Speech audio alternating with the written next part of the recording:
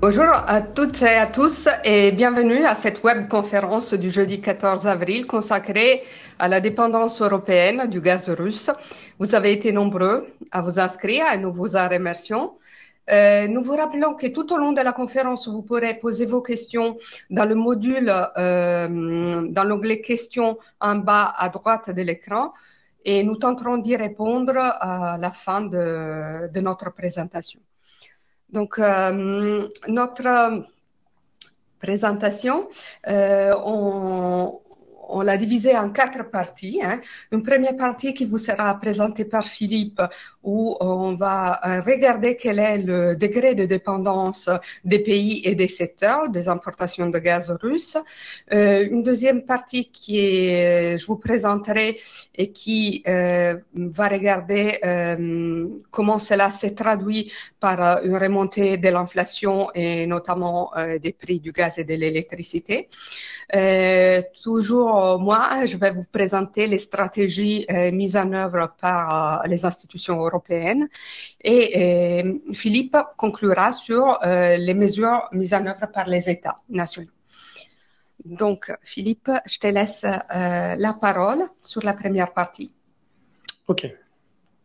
Merci Paola. Eh bien, rentrons immédiatement dans le vif du sujet sur la question du degré de dépendance de l'Union européenne au gaz russe. Alors, ce que l'on voit dans le graphique de gauche, c'est les importations de gaz russe en pourcentage des importations totales de gaz des différents pays de la zone. Ce qu'il faut savoir, c'est que la dépendance au gaz russe a commencé au début des années 2000 et s'est finalement intensifiée à partir de 2011-2012 pour atteindre une part des importations de gaz russe totales sur les importations de gaz totales de l'ordre de 38% pour l'Union européenne dans son ensemble et de 33% pour la zone euro. Alors, cet indicateur est particulièrement utile, mais malheureusement, il est incomplet dans la mesure où on peut très bien avoir des pays qui importent 100% de leur gaz de Russie, mais dont finalement la consommation de gaz dans la consommation énergétique totale représente finalement un poids assez faible. C'est pourquoi nous avons développé un indicateur de vulnérabilité qui tient compte de 3 composants. Bien évidemment, la part des importations de gaz russe dans les importations de gaz total, mais aussi la part du gaz importé dans la consommation totale de gaz, ainsi que la part de la consommation de gaz dans le mix énergétique de chacun des pays. Ce qui nous permet d'avoir vraiment une cartographie un peu plus fine de ce qu'est la vulnérabilité au gaz russe dans les différents pays de l'Union et de la zone européenne, de la zone euro. C'est ce que vous voyez sur le graphique de droite.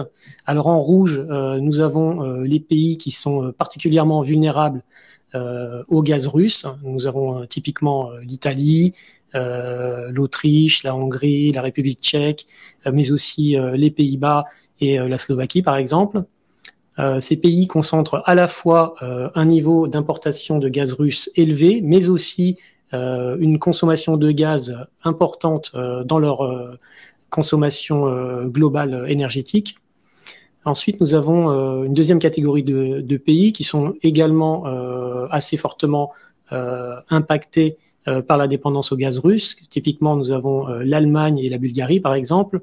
Ces pays importent également énormément de gaz en provenance de Russie. En revanche, ils ont un poids du gaz dans le mix énergétique qui est légèrement plus faible que la catégorie précédente. C'est pour ce que nous les avons mis en orange.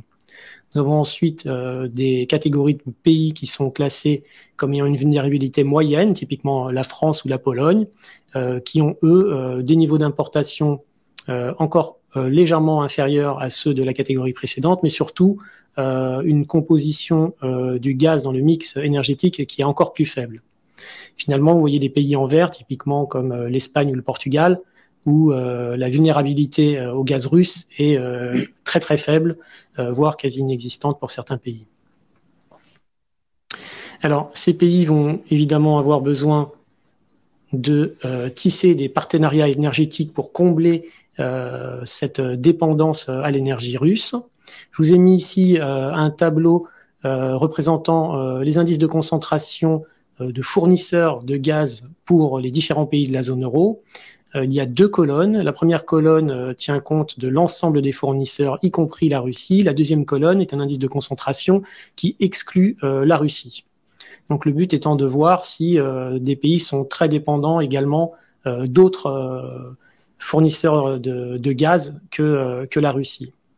Alors, un indice de concentration qui est égal à 1, ça signifie tout simplement il y a une concentration très forte des fournisseurs. En général, c'est 1 ou 2 fournisseurs grand maximum, mais souvent c'est 1 fournisseur.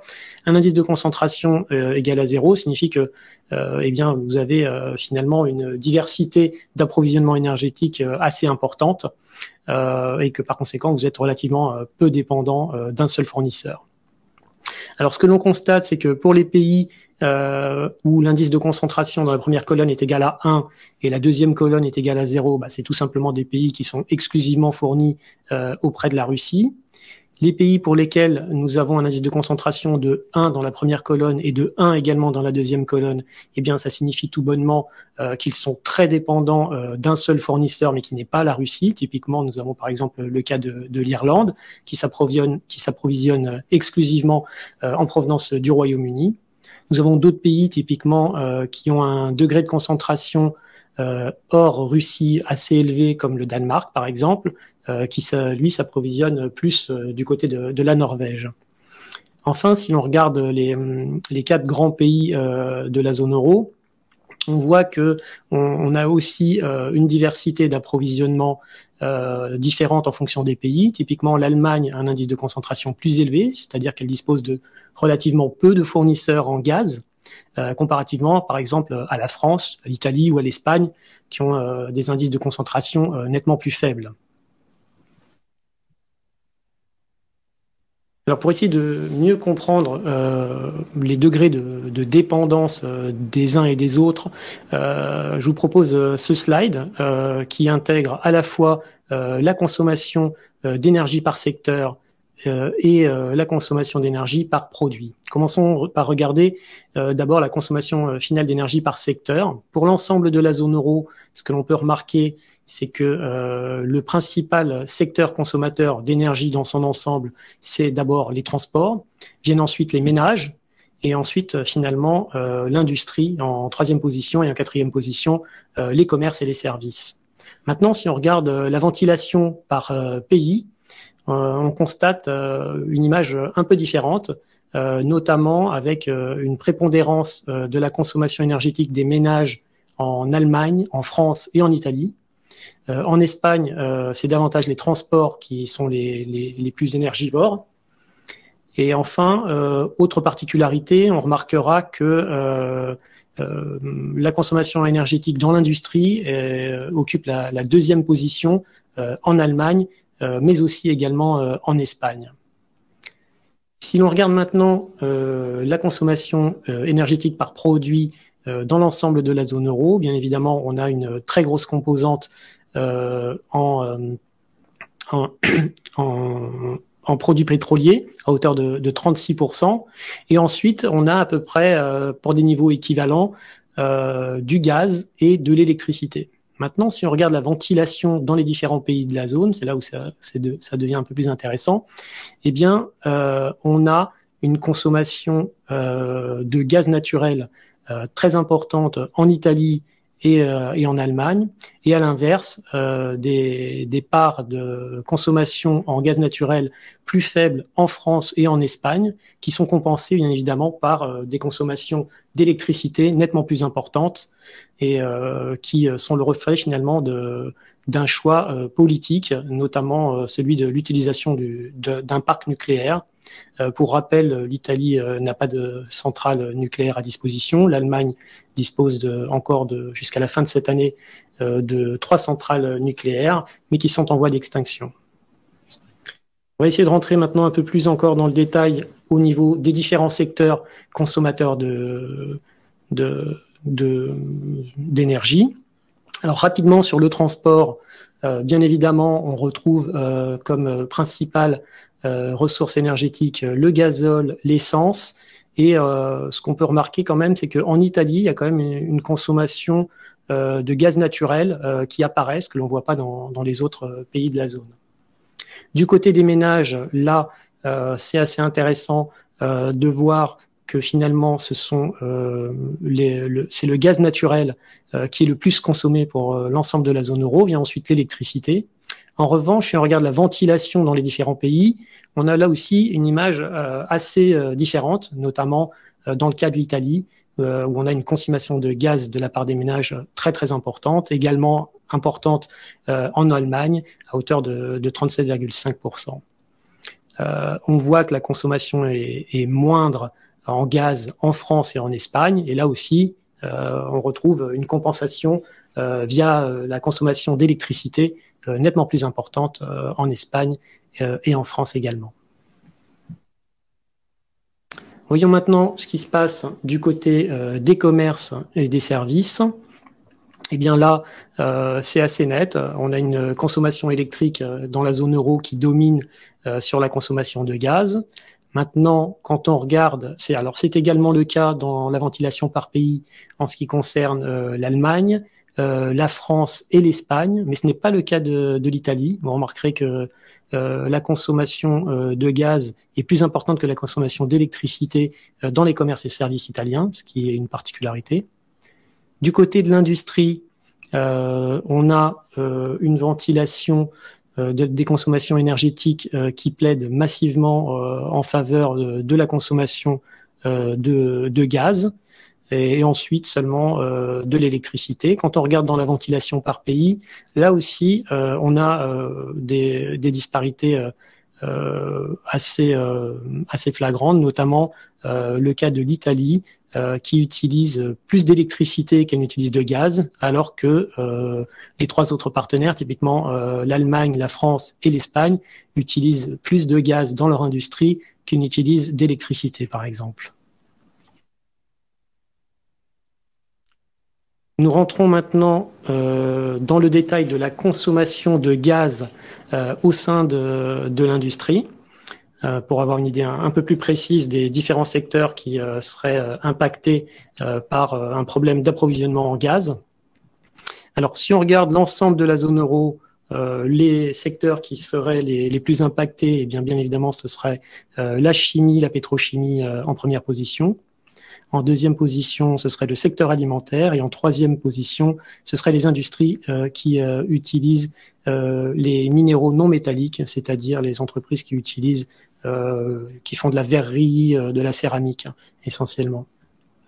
Si on regarde la ventilation par pays, on a une dominante de l'utilisation intensive du gaz par la chimie, pétrochimie en France et en Espagne. Particularité de l'Italie qui, comme premier secteur utilisateur, consommateur de gaz, c'est le secteur de la verrerie et de la céramique. On voit également en France un secteur de l'industrie alimentaire qui occupe une place non négligeable également. Et en Italie, on a également, il faut quand même le souligner, le secteur des machines et outils et le secteur de la sidérurgie qui représentent également une part importante de la consommation de gaz du secteur industriel. Alors, enfin, pour essayer de résumer un peu la situation de l'ensemble des slides vus précédemment, nous avons regardé quels étaient les secteurs les plus intensifs en termes de gaz, et nous avons essayé de voir, quantifier quelles sont leurs places dans la valeur ajoutée de la zone euro. Alors si on agrège le poids de la valeur ajoutée des secteurs les plus intensifs, pour l'ensemble de la zone, eh bien, cela représenterait 10% de la valeur ajoutée totale de la zone, ce qui est non négligeable. En termes d'impact, on a essayé de mesurer quel serait l'impact d'un choc d'offre à hauteur de 10% sur le gaz, et on aurait un impact calculé sur l'ensemble de la zone euro, équivalent à une baisse du PIB de 0,7 points de PIB. On retrouve un niveau équivalent d'impact au niveau de l'Allemagne, de l'Espagne et de la France, avec une légère un impact légèrement plus élevé en Italie, mais pas spécialement. Alors, je vais laisser maintenant la place à Paola qui va aborder la question de l'inflation énergétique. Merci Philippe. Donc, on assistait depuis, disons, la deuxième moitié de l'année dernière, une très forte hausse de l'inflation, hausse de l'inflation qui s'est fortement accélérée au cours des derniers mois pour terminer au mois de mars sur un rythme de 7,5% et dont la contribution de l'énergie explique plus que la moitié de cette hausse. Et lorsqu'on voit dans le graphique de gauche la ligne rouge, c'est la contribution du gaz et de l'électricité qui donc contribue très fortement aussi à cette hausse. Alors, si on regarde un peu plus l'évolution du prix du gaz depuis le début de cette phase inflationniste, on peut distinguer deux phases.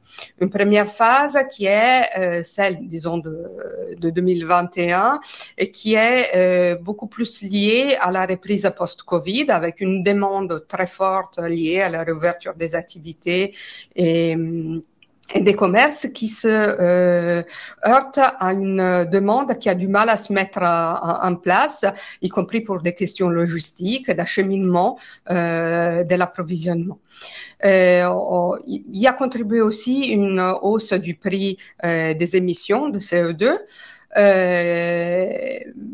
Mais globalement, c'est ça le gros des facteurs. Alors que dans la phase beaucoup plus récente, on a eu des problématiques plus spécifiques liées notamment à un niveau de stockage très faible par rapport à la moyenne sur la même période des années précédentes, qui a donc créé une demande supplémentaire et des importations par pipe qui ont été plus limitées sur la période plus récente. Et en plus de ça, effectivement, l'invasion de l'Ukraine qui, sans réduire véritablement les quantités qui sont arrivées en Europe, de gaz notamment russe, auront augmenté le facteur de risque et donc toute une activité aussi de spéculation liée à ce risque accru. Lorsqu'on regarde l'impact entre les différents pays, on voit que autant le taux d'inflation que le taux d'inflation énergétique, c'est-à-dire la progression des prix de l'énergie, mais aussi de l'électricité et du gaz, n'est pas du tout la même.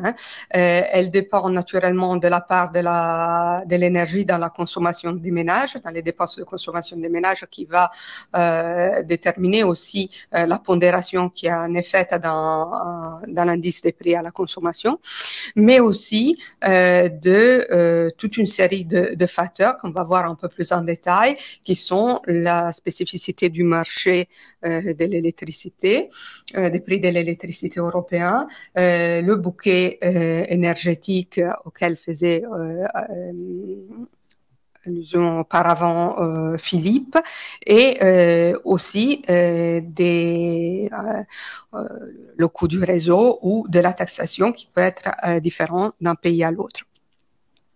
Alors, si on regarde le prix du gaz, on a les composantes du prix du gaz dans les principaux pays de la zone.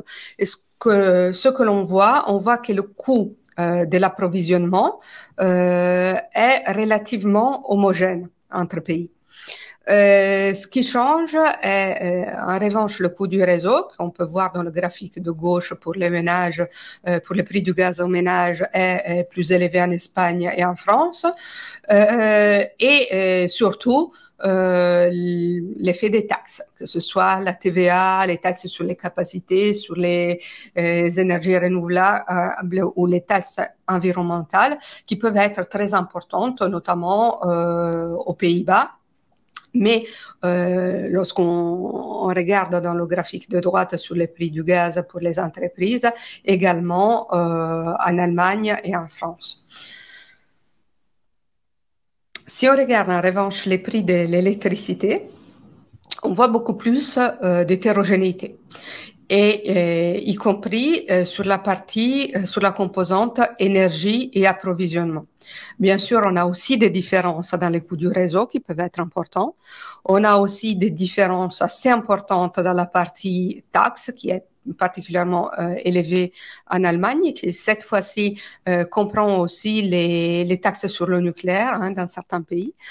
Donc taxation, partie de taxation qui est particulièrement élevée, comme je vous disais, en Allemagne, mais aussi en Espagne sur les ménages et sur le prix de l'électricité aux entreprises, particulièrement importante aussi en Italie.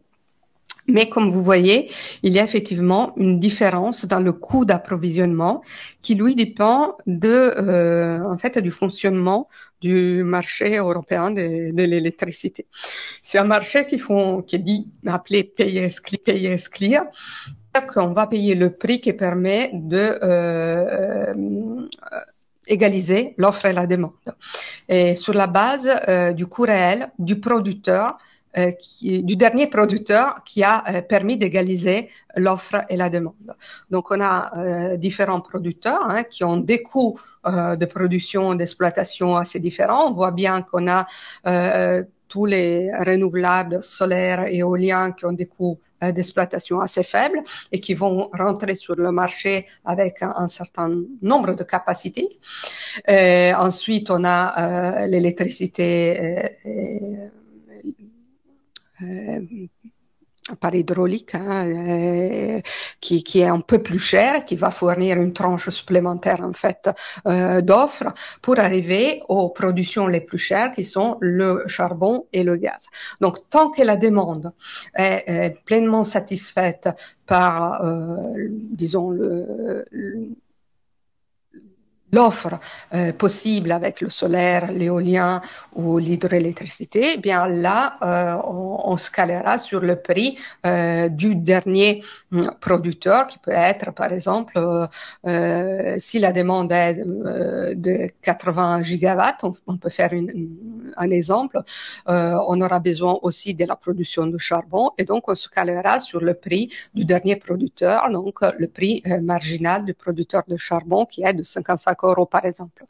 Tandis que si on a une demande plus importante, eh bien là, ça sera, on aura recours aussi à une production de gaz qui va compléter finalement le reste avec du coup des coûts d'exploitation plus élevés, notamment en ce moment, et c'est sur la base de ces coûts qui se formera le prix de marché de l'électricité. Donc, vous voyez que cela dépend beaucoup du bouquet énergétique, qui a plus de renouvelables, plus de production à des moindres coûts, pourra plus souvent, disons, satisfaire sa demande sans avoir recours aux productions les plus chères, notamment gazières, tandis que pour ceux pour lesquels le gaz est une part plus importante du bouquet énergétique, voilà, le prix peut être plus élevé, ce qui explique en partie ces différences entre pays. Alors, si on regarde un tout petit peu les stratégies qui ont été mises en place en Europe pour faire face à la fois à ce risque qui est lié à la très forte dépendance, mais aussi à cette forte hausse des prix, il faut savoir d'abord que l'Union européenne a un mandat, en fait, les traités lui confèrent un objectif qui est effectivement celui de sécuriser l'approvisionnement, qui est celui de diversifier les sources de l'énergie et qui est celui de réduire la dépendance des importations aussi. Cependant, après une baisse au cours des années 90 et 2000, depuis 2011, on a eu une hausse presque constante des importations de gaz en provenance de Russie. Et on n'a pas eu par ailleurs de tentative de diversification, y compris après l'annexion de la Crimée en 2014. On a eu une constante augmentation. Alors, du coup, l'Union européenne n'a pas véritablement agi, mais on sait aussi que les États sont quand même responsables de définir à la fois leur bouquet énergétique et leur approvisionnement. Quand je dis on n'a rien fait, bon, on a fait quelque chose parce qu'en 2014, on s'est quand même posé le problème de ce risque d'approvisionnement et finalement une procédure d'analyse et de prévention du risque a été mise en œuvre avec l'idée de se coordonner davantage dans les achats et surtout de créer des solidarités en cas de risque avéré entre les pays. Mais ça s'est arrêté à peu près là. En 2020, le Parlement européen s'est quand même interrogé sur la dépendance des importations de gaz russe, en invitant les pays à se coordonner beaucoup plus dans les achats et déjà de ne pas se faire concurrence, mais surtout d'aller ensemble vers le fournisseur. Mais globalement, ce rapport a conclu sur le fait que la Russie était un fournisseur stable, d'autant plus que même lors de la crise de 2014, enfin l'annexion de la Crimée, les fournitures de gaz russe se sont maintenues. Ce n'est qu'en octobre 2021, avec la forte hausse des prix, que la Commission commence à agir. Et elle agit d'abord avec une action sur le prix, en essayant de coordonner les actions nationales et en rappelant aux pays quels sont les leviers d'action. Donc, elle leur rappelle d'abord que la directive sur l'énergie permet, en circonstances exceptionnelles telles que celle qu'on vit actuellement, de plafonner à niveau national le prix du gaz ou de l'électricité. Elle suggère aussi des réductions d'impôts ciblées sur l'énergie. Et elle invite aussi les pays à apporter de l'aide d'urgence aux revenus des ménages par du soutien au pouvoir d'achat. Elle rappelle aussi que l'aide d'État aux entreprises est possible dans le cadre des aides d'État aménagées, donc dans le cadre de la politique de la concurrence, mais qui a flexibilisé finalement l'utilisation des aides d'État avec la crise de la Covid, et que cela est encore possible dans ces circonstances, soit pour une aide sectorielle vers les secteurs les plus touchés, soit pour un soutien à la liquidité des entreprises. Et finalement, au Conseil européen d'octobre, le Conseil européen demande à la Commission européenne d'analyser le fonctionnement du marché de l'énergie, mais aussi de se pencher sur la question de prix plus abordables, de sécurité d'approvisionnement et de résilience globale du système. Et néanmoins, le Conseil européen, en décembre, continue de soutenir le modèle actuel de marché de gros de l'électricité qui ne découple pas finalement cette hausse du prix du gaz et du prix de l'électricité.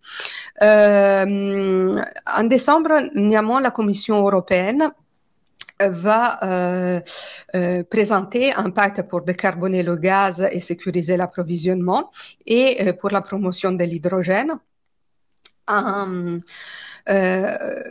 appelant finalement les infrastructures de stockage en tant qu'infrastructures critiques qui vont être donc insérées dans ces procédures de prévention du risque, et elle va aussi commencer à réfléchir à des obligations de stockage et à la possibilité donc de demander à des gestionnaires d'infrastructures de stockage de faire des achats de sécurité. Mais le gros de son action se déploie finalement au mois de mars avec la présentation du plan Repower EU, qui est un plan en, disons, deux volets.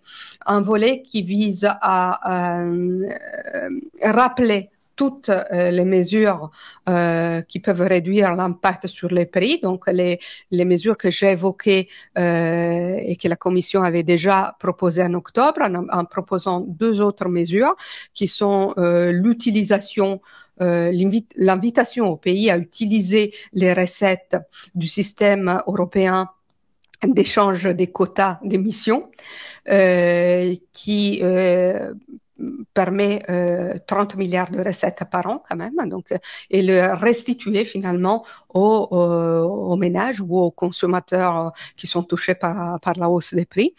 Et elle suggère également de taxer les extra profits qui seraient faits par les producteurs, les générateurs d'électricité non gaziers, qui donc continuent de produire à des coûts extrêmement faibles, qui ne sont pas influencés par la hausse des prix du gaz, mais qui bénéficient donc de la hausse des prix de l'électricité et qui donc se font des marges assez importantes. Et donc taxation de ces profits et redistribution de ces profits aux ménages ou aux entreprises consommatrices avec une estimation de ces extra profits de l'ordre des 200 milliards.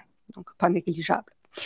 Et ensuite, un deuxième volet que je vais vous présenter dans le slide suivant, qui est une accélération de la réduction de la dépendance des importations du gaz russe.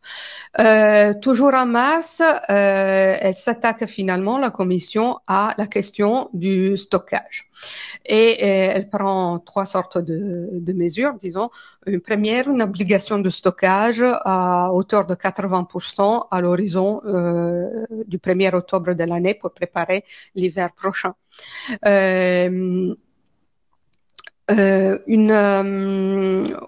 Aussi une obligation de communiquer tous les mois le taux de remplissage en fait auprès de la Commission. Et aussi une attention particulière à toutes les ingérences étrangères dans la gestion du stockage, avec une certification européenne obligatoire pour la gestion des infrastructures de stockage et en cas de vente de ces infrastructures, une autorisation des régulateurs nationaux. Et en plus de ça, il y a une proposition d'agir de façon coordonnée via une plateforme commune qui serait gérée par la Commission européenne, où la Commission européenne collecterait les commandes et gérerait la passation de marché avec une interface unique dans les négociations bilatérales entre la Commission justement et les fournisseurs de gaz pour éviter donc qu'il y ait une trop forte concurrence entre les pays et se présenter sur le marché comme un unique acheteur avec un pouvoir de négociation plus fort. Alors, reste le fait que pour l'instant, aucune décision commune n'a été prise sur le plafonnement éventuel des prix du gaz ou de l'électricité. La Commission attend un rapport du régulateur européen qui devrait arriver dans le courant de ce mois. Et sur la base de ce rapport, la Commission européenne, au mois de mai, devrait donc essayer de porter des propositions d'action sur lesquelles le Conseil européen devrait essayer de trouver un accord entre pays qui pour l'instant n'existe pas. Alors, je reviens un instant sur la proposition REPowerEU, puisqu'on a dit un premier volet gérer l'impact sur les prix, un deuxième volet accélérer la baisse de la dépendance des importations de gaz russe qui était déjà prévue avant l'horizon 2030, mais la Commission présente des options suivant lesquelles on pourrait réduire déjà à l'horizon 2022, à la fin 2022, de 2/3 les importations de gaz russe qui se montent à 155 milliards de mètres cubes par an. Et donc, parmi ces options, il y a donc 50 milliards qui pourraient donc revenir d'importation de GNL d'autres fournisseurs, 10 milliards qui pourraient venir d'importations par pipeline d'autres fournisseurs. Et ensuite, une plus forte hausse de l'offre de biométhane, par exemple, mais aussi des actions sur l'électrification de l'économie avec une amélioration de l'efficacité énergétique de l'habitat, le recours à l'électricité éolienne et solaire, aux pompes de chaleur, aux toits solaires. Et donc, tout cela pourrait permettre d'obtenir ces 100 milliards qui pourraient effectivement permettre de réduire de 2/3 les importations de gaz russe. Donc, sur ces 100 milliards, on voit bien que 60%, c'est trouver des fournisseurs alternatifs de gaz et que le reste, c'est plutôt du renouvelable, de la baisse de la consommation. Et là, on est quand même dans des temps qui me paraissent beaucoup plus longs pour obtenir des résultats. Sachant que même la partie diversification des fournisseurs de gaz reste quand même assez problématique. Alors, on va pas la traiter dans cette présentation. Justement, il y a un papier un article qui a été écrit et qui est disponible sur l'intranet d'ECO, qui a été écrit par notre ingénieur conseil spécialisé sur le marché du gaz et du pétrole, qui a donc une très forte compétence sur ces questions. C'est un papier qui est très intéressant et qui explore justement pour les grands pays de la zone euro toutes les alternatives disponibles. Et donc, je vous invite à le consulter. On vous mettra le lien avec ce papier dans le chat et donc vous pouvez le consulter. Donc, autre proposition de la Commission, enfin plutôt proposition, la Commission a illustré aussi les options pour limiter l'impact de la hausse des prix de l'énergie et dans l'attente donc d'une décision et d'une proposition plus précise au mois de mai, elle a trouvé 4 grandes lignes d'action sur 2 axes. Un axe qui est des mesures de compensation financière pour le marché de gros, où on aurait soit une compensation sur les prix pour les générateurs d'électricité qui utilisent du combustible fossile, et qui donc aujourd'hui produisent à des coûts très élevés et donc on compenserait leurs coûts pour les induire à afficher un prix plus faible ou un plafonnement sur le prix de gros de l'électricité avec une compensation justement toujours pour ces générateurs qui utilisent des combustibles fossiles. Elle suggère aussi des mesures réglementaires cette fois-ci, c'est-à-dire un plafond au prix maximal, cette fois-ci pour les producteurs non gaziers, donc les producteurs qui ont au contraire des coûts très faibles, avec l'idée que si le prix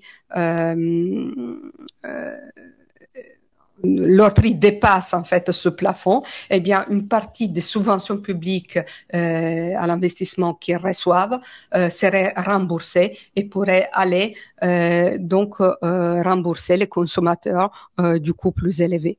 Ou alors carrément la fixation d'un prix maximal pour la négociation du gaz sur le marché de l'UE. Naturellement, toutes ces mesures ont un sens si elles sont faites à niveau européen, si elles sont faites à niveau national, ça va déformer le prix entre pays. Le gros des avantages de ces mesures sont l'entrave à la concurrence, le fait que toutes les mesures qui vont finalement subventionner la production qui utilise des combustibles fossiles, va décourager finalement la décarbonation et aussi l'investissement dans les renouvelables, donc réduire une offre future sur ce genre d'énergie. Et naturellement, la dernière proposition de fixation d'un prix maximal pour la négociation du gaz pourrait aussi conduire à un risque potentiel sur l'offre de gaz, parce que les fournisseurs pourraient donc se retourner dans d'autres zones que l'Europe où si le prix est plus élevé ailleurs. Donc, je repasse la parole à Philippe qui va regarder justement quelles ont été les actions nationales dans l'attente éventuelle d'une action européenne. Merci Paola. Alors, regardons les principales mesures nationales qui ont été mises en place. Tout d'abord, il existe 3 types de mesures. D'abord, les mesures qui ont pour but de limiter les hausses de prix énergétiques. Alors, ce qui a été fait, par exemple, en France, c'est la mise en place d'un plafond sur les prix d'électricité et un gel de prix sur le gaz. En revanche, ce que l'on voit par exemple en Allemagne, en Espagne et en Italie, ils ont privilégié comme choix de faire d'abord avant tout une réduction des taxes sur la production d'électricité. Sur l'ensemble des 4 pays, ce qui a également été mis sur la table, c'est tout simplement des remises sur le prix du carburant qui oscille entre 15 centimes d'euros par litre de carburant jusqu'à 25-30 centimes d'euros par litre. Regardons maintenant les mesures nationales qui ont pour but de soutenir le pouvoir d'achat. Alors, on a vu dans l'ensemble des 4 pays l'utilisation de chèques dits énergie, typiquement en France, le chèque énergie de 100 euros. On retrouve l'idée de ce type de chèque sur des mesures ciblées également en Espagne, en Allemagne et en Italie, avec des chèques énergie sociale ou des chèques social électricité en Espagne ou en Italie par exemple. En Allemagne, s'ajoutent également des abattements fiscaux supplémentaires, en plus de ce qu'ils appellent également un chèque chauffage, qui est mis à disposition également des revenus les plus modestes, ainsi qu'une aide sur les transports en commun. Si l'on regarde maintenant les mesures qui ont été faites pour soutenir les entreprises, et bien globalement, on retrouve le type de mesures qui étaient déjà existantes pendant la crise sanitaire des années précédentes, typiquement l'utilisation du recours au chômage partiel, mais également l'utilisation prolongée des prêts garantis d'État. Ça, on le retrouve en Allemagne, en France et en Espagne. Après, on retrouve en Espagne et en Italie des mesures plus ciblées sur les entreprises très consommatrices d'énergie. Typiquement, en Espagne, ça prend la forme d'une subvention sur les péages pour les entreprises de transport. Et en Italie, ça prend davantage la forme d'un crédit d'impôt pour les entreprises les plus énergivores également. Si on essaye de résumer tout ça en termes d'impact de mesures sur l'ensemble des pays, eh bien, on voit que l'impact budgétaire oscille entre 0,7 points de PIB pour l'Allemagne et 1,2 points de PIB pour l'Espagne. Alors, on peut considérer que ces impacts sont relativement modestes, mais il faut quand même garder en tête que ce sont des mesures qui ont été mises de façon temporaire, mais qui potentiellement peuvent être soit prolongées, soit il peut y avoir des mesures additionnelles qui viendraient prendre place éventuellement durant l'année si les pressions inflationnistes perdurent ou s'intensifient. Du côté des impacts attendus sur l'indice des prix à la consommation, parce que ce que l'on cherche évidemment c'est de baisser les impacts inflationnistes, eh bien on s'attend à des impacts de l'ordre de moins 1,5 points sur l'indice des prix à la consommation en Allemagne et sur un impact plus important en Espagne par exemple de moins 2,3 points sur l'indice des prix à la conso. Alors, bien évidemment, on a des mesures d'impact assez différentes en fonction des pays, pour plusieurs raisons. D'abord, en fonction du type de mesures qui ont été mises en place dans ces pays, mais aussi en fonction de la structure même du panier d'inflation dans les différents pays de la zone. Et peut-être il faudrait je rajouterais que je pense que sur les prix, il y a quelque chose de plus qui peut être fait par les pays, notamment en termes de réduction de la partie imposition. Mais je pense que globalement, les pays sont dans l'attente d'une action, d'une action commune à niveau européen avant d'agir davantage à niveau national. Voilà. Tout à fait. fait. Alors, nous abordons maintenant la séance de questions-réponses. Observons un peu. Donc, oui, on a eu plusieurs questions qui nous sont arrivées sur effectivement comment remplacer les importations de Russie et comment réduire la consommation aussi et pas uniquement se reporter sur une autre offre, mais carrément réduire la demande. Alors, franchement, je vais vous renvoyer à nouveau vers l'article de notre collègue qui aborde ces questions bien très précisément et avec beaucoup de compétences. Et il y a effectivement, vous évoquez dans une question un risque géopolitique en cas de nouveaux pays fournisseurs. Donc, il y a l'idée de ne pas se reporter à nouveau sur une concentration sur un fournisseur qui pourrait être problématique à l'avenir. Là, dans l'immédiat, on est tous en ordre éparse et y compris à amener une certaine concurrence entre les différents pays puisque l'urgence est là. Et on voit bien que les fournisseurs vers lesquels on se retourne, c'est l'Algérie et l'Azerbaïdjan par pipe, notamment pour les pays du Sud, le Qatar, les États-Unis et après vers des fournisseurs un peu plus sûrs européens qui sont la Norvège. Mais globalement, voilà, on va aussi vers l'Afrique occidentale. On n'a pas trop, je pense, les moyens de choisir à ce stade et voilà, donc on travaille un peu dans l'urgence. Donc la question de la géopolitique, je pense, il faudra qu'elle soit posée, mais voilà, ça sera plus géré dans le moyen terme. On a reçu. Je vois qu'il y a une question sur y a-t-il une vraie volonté de l'Allemagne de réduire sa dépendance rapidement? Je vais essayer de la regrouper avec une autre question qui parle également d'un focus sur l'économie allemande et autrichienne. Bon, je vois que ça parle de la Suisse aussi, mais bon, très grave. Alors, est-ce qu'il y a une réelle volonté de la part de l'Allemagne de réduire sa dépendance assez rapidement? Je pense que la question, c'est pas tant un problème de volonté, mais davantage un problème de capacité.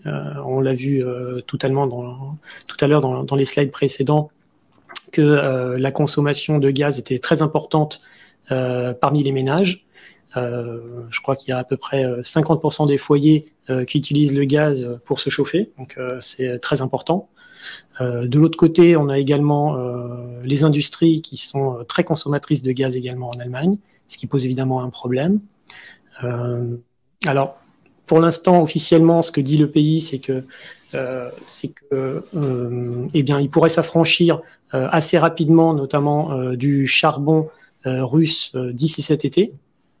Le pétrole russe, il pourrait s'en affranchir d'ici la fin de l'année, mais ce serait difficile de le faire avant. Et puis sur la question de est-ce que on peut se séparer de la dépendance gazière russe rapidement, la question est clairement non.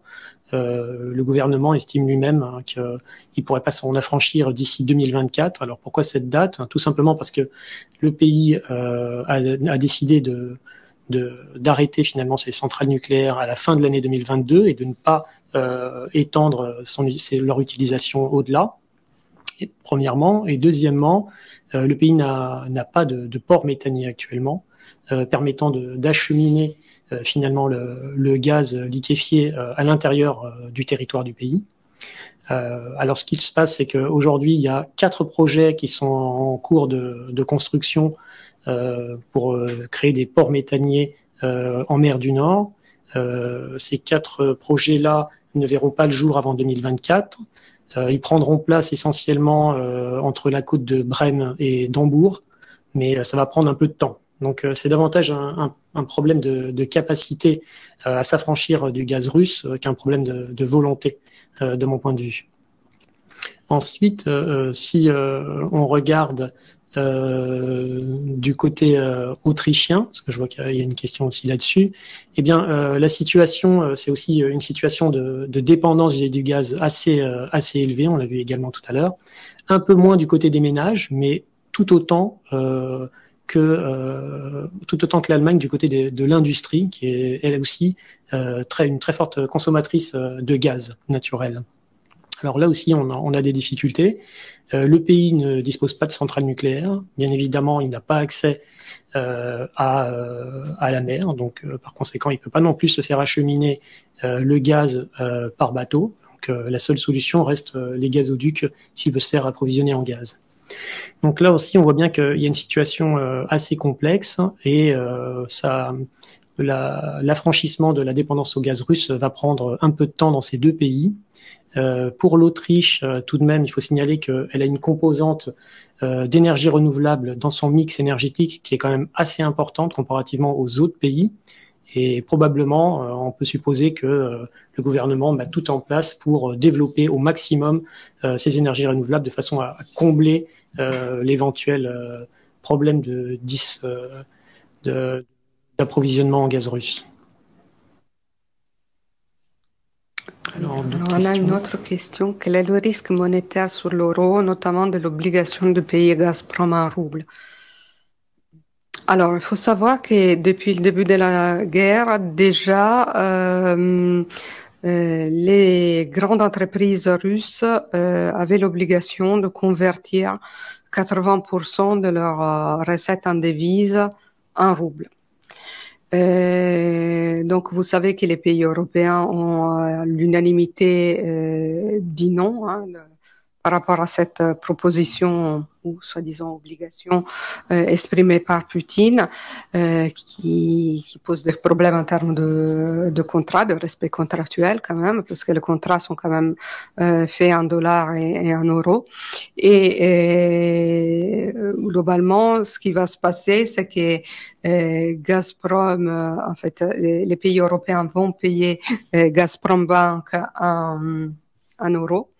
Et il y aura un compte ouvert dans Gazprom Bank qui va automatiquement convertir en roubles. Mais comme finalement c'était déjà fait auparavant pour les grandes entreprises qui avaient cette obligation, sauf que là on passe de 85%. Et voilà, donc je pense pas qu'il y a plus que ça à dire.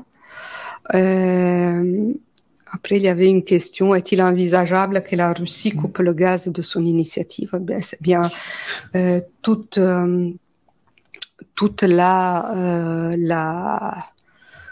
l'épée de Damoclès qui pèse sur les têtes des Européens, outre la volonté d'éventuellement mettre un embargo.